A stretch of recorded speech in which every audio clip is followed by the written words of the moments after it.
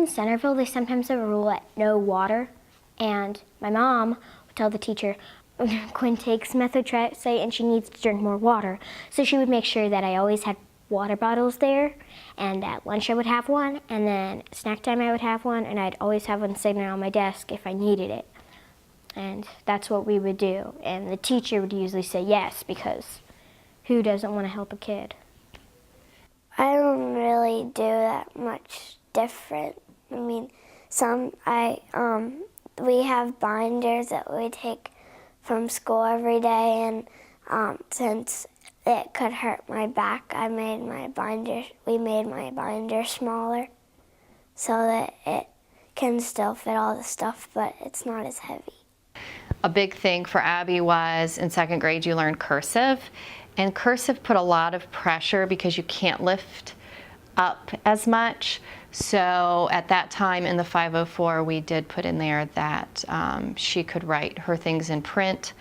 She didn't have to write in cursive. Also, any homework, any long assignments, she was allowed to type up, or we were allowed to scribe for her, and then that way she didn't have to do it because her thumb was bothering her a lot. And we put that in place to allow her to use softer pencils, mechanical pencils, anything if she wanted to type instead of do handwriting.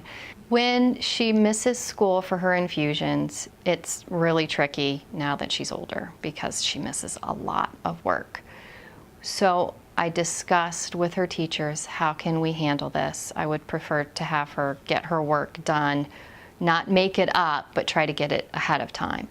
So they asked that I give them at least a week notice, and what they'll do is they'll give her the work she's missing, and she actually will do it while she's getting her infusion. I needed the second set of books because I had more classes. I needed to have a book bag with wheels on it instead of carrying a normal book bag, that way that it wasn't too heavy for me.